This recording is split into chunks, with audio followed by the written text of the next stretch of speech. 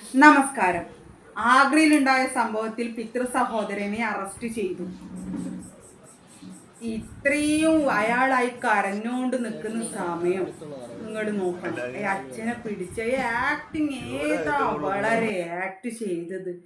ആ മീഡിയക്കാർ വരുമ്പോൾ ഈ അച്ഛന് ഉണ്ടായ സങ്കടത്തിനേക്കാളും കൂടുതൽ സങ്കടം അയാൾക്കായിരുന്നു. ഇനി എന്ത് ചെയ്യും, ഇനി എങ്ങനെ നടക്കില്ലല്ലോ എന്നുള്ള സങ്കടമായിരിക്കും ആ മുഖത്ത് കാണും. പക്ഷേ എന്ന് വെച്ചാൽ ഒരു തുള്ളി കണ്ടിട്ട് ഫുൾ ആക്ടിങ് ആണ് അയാളെ മുഖത്ത് എഴുതി വെച്ചിട്ടുണ്ടായി. അത് ആക്ട് ചെയ്യുകയാണ് എന്ന് എഴുതി വെച്ചിട്ടുണ്ട്. കുട്ടിയെ കാണാനില്ലായിട്ട് അമ്മയെ അറസ്റ്റ് ചെയ്തു. അറസ്റ്റ് ചെയ്തപ്പോൾ പോലീസ് ഒരുപാട് ക്വസ്റ്റ്യൻസ് ചോദിച്ചു. തിരിച്ചും മറിച്ചും അവളോട് ക്വസ്റ്റ്യൻ ചോദിച്ചപ്പോഴും ഒരു കാര്യം പുഴയിൽ പിന്നെ കുറെ കഴിഞ്ഞപ്പോഴാണ് പുഴയിൽ എറിഞ്ഞ കാര്യം പറഞ്ഞത്. എന്നിട്ടും പറഞ്ഞില്ല ചെറിയച്ഛൻ 1.5 കൊല്ലമായി കുട്ടിയെ പീഡിപ്പിച്ച കാര്യം അവളെ വായിന്ന് വീണിട്ടില്ല. പോസ്റ്റ്മോർട്ടം റിപ്പോർട്ടിലാണ് തിരിഞ്ഞത്. പോസ്റ്റ്മോർട്ടം ചെയ്തപ്പോഴാണ് മനസ്സിലായത് ഈ കുട്ടി 1.5 കൊല്ലമായിട്ട് പീഡിപ്പിക്കപ്പെടുകയാണെന്നുള്ള കാര്യം. ഈ കുട്ടി മരിക്കുന്നതിൻ്റെ രാവിലെ വെളുപ്പിനും ഇതേപോലത്തെ ഒരു അവസ്ഥയായിരുന്നു ഉണ്ടായത്. എത്ര വേദന സഹിച്ചിട്ടായിരിക്കും ആ കുട്ടി ലോകത്തുനിന്ന് പോയിട്ടുണ്ടാവുക.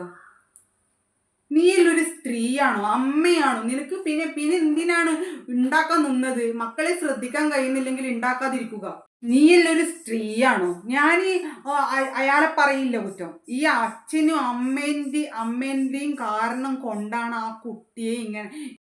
ആ കുട്ടിയെ 2 വയസ്സ്, അതായത് 2.5 വയസ്സ് മുതൽ അയാൾ പീഡിപ്പിക്കുന്നു ആ കുട്ടിയെ.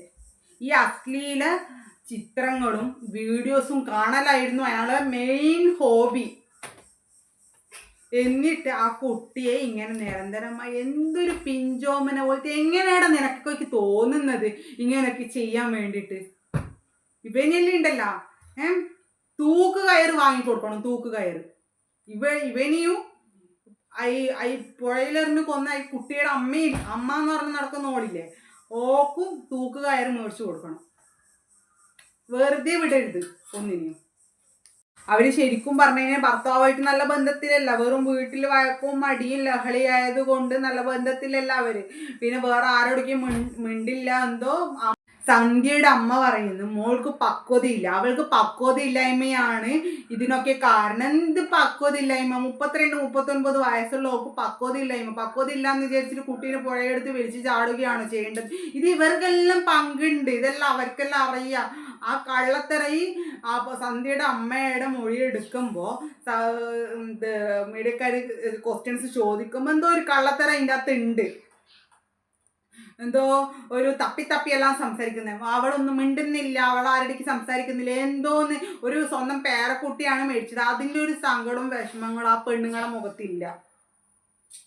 ഇതെല്ലാം ഇവരെ കുടുംബക്കാർ, ഈ സന്ധ്യയുടെ വീട്ടിലുള്ള ആൾക്കാർ അറിയാം. ഇവർക്കെല്ലാം അറിയാം, അമ്മക്കും ചേച്ചിക്കും എല്ലാവർക്കും അറിഞ്ഞുകൊണ്ടുള്ള കളിയാണിത്.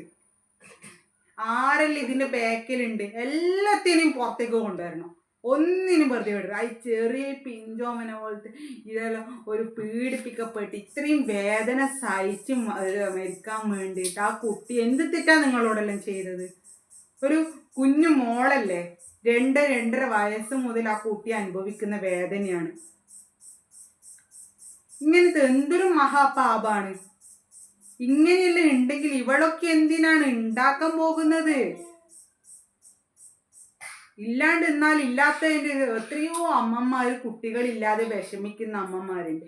അവർക്കെല്ലാം കുട്ടികളെ കൊടുക്കുക. ഇത് എന്ന് വെച്ചാൽ കൊല്ലാനായിട്ടൊരു ക്രിമിനൽ മൈൻഡുള്ള അമ്മയുടെ വായിട്ട് തന്നെയാണല്ലോ എൻ്റെ പൊന്നു മോളെ നീ വന്ന് പെട്ടത്. അധികകാലം കുറേ കളിയും ചിരിയും ആയി നിൽക്കേണ്ട ആ കുട്ടി ലോകത്തോട് വിട പറഞ്ഞു. അതും ഒരുപാട് വേദന അനുഭവിച്ചിട്ടാണ് വിട പറഞ്ഞത്.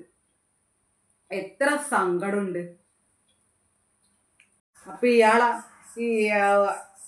ഒരു നമ്മളെ കൂടെ നിന്ന ആളെന്നെയാണ് ഇങ്ങനെ ചെയ്തത് എന്നറിയുമ്പോൾ അയ്യോ ഷോക്ക്ഡായി. വല്ലാതെ ഒരവസ്ഥയാണിപ്പോൾ. ആ കുട്ടിയെ കാണാൻ കഴിയുന്നില്ല. അയ്യോ വല്ലാത്തൊരു. ഇത്രയേ ഉള്ളൂ. ഞാൻ ഇപ്പം നിർത്തുകയാണ്. കൂടുതൽ എനിക്കൊന്നും പറയാൻ കഴിയുന്നില്ല.